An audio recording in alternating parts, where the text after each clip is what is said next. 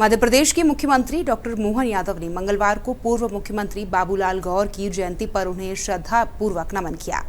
इस अवसर पर उन्होंने प्रदेश के विकास और जन कल्याण में उनके योगदान को स्मरण करते हुए उन्हें श्रद्धांजलि अर्पित की। इस दौरान सीएम मोहन यादव ने कहा कि प्रदेश के विकास और जन कल्याण के लिए उनका अमूल्य योगदान सदैव स्मरणीय रहेगा। उन्होंने विभिन्न जन आंदोलनों में सक्रिय सहभागिता निभाते हुए राष्ट्र सेवा का उत्कृष्ट उदाहरण प्रस्तुत किया। उनका समर्पित सार्वजनिक जीवन एवं जनहित के प्रति प्रतिबद्धता हम सभी के लिए प्रेरणा स्रोत है।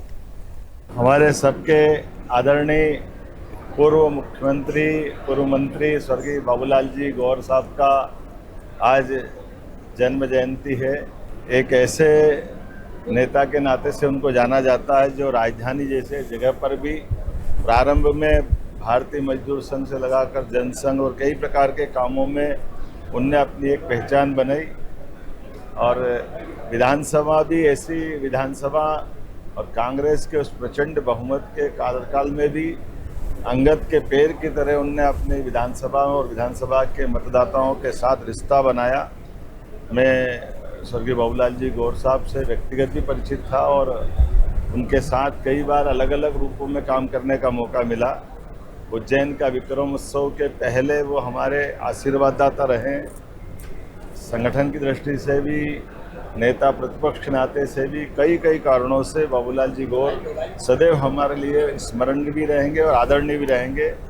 आज के इस अवसर पर मैं जयंती के अवसर पर पुण्य स्मरण कर रहा हूँ और उनके बताए मार्ग पर चलते हुए हमारी सरकारी कई जन कल्याणकारी कामों को लेकर चलेंगे।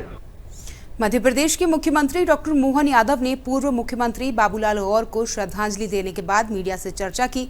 इस दौरान उन्होंने कहा कि प्रदेश में जन सुविधाओं के विस्तार और आधारभूत ढांचे को मजबूत करने के लिए सरकार तेजी से काम कर रही है। उन्होंने कहा कि कांग्रेस शासनकाल में सार्वजनिक परिवहन सेवाओं को बंद करने का कार्य किया गया था, लेकिन हमारी सरकार न सिर्फ प्रदेश में बेहतर और आधुनिक सड़कों का तेजी से निर्माण कर रही है, बल्कि जल्द ही नागरिकों को राज्य परिवहन की विशेष सुविधाओं का लाभ भी मिलने जा रहा है। जन सुविधाओं के विस्तार और प्रदेश के समग्र विकास के लिए हमारी सरकार पूर्ण प्रतिबद्धता और संकल्प के साथ आज कार्य कर रही है। ये सही है कि गरीबों का परिवहन, राज्य परिवहन बड़ा महत्वपूर्ण रोल अदा करता है और ऐसे में ये परिवहन के बंद करने की शुरुआत भी कांग्रेस शासनकाल में हुई थी और उसकी दरकार है। जब आज सड़कें अच्छी बन गई और गांव के अंदर बिजली, पानी, सड़क सारी प्रबंधन हो गए, तो आवागमन के साधनों के लिए बसों का इंतजाम करना ये हम सबकी जवाबदारी है।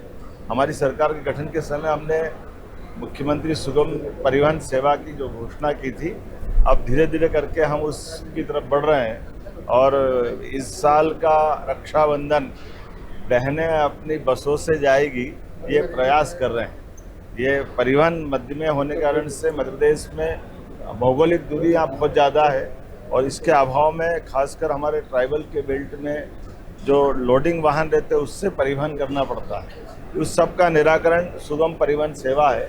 हम उम्मीद करेंगे इस सेवा के माध्यम से राज्य के अंतर्वर्ती क्षेत्रों में भी और बाकी राज्यों के साथ भी इसका संबंध जोड़ते हुए परिवहन का एक बहुत अच्छा तंत्र सड़क परिवहन में यात्री परिवहन सेवा के रूप में आएगा।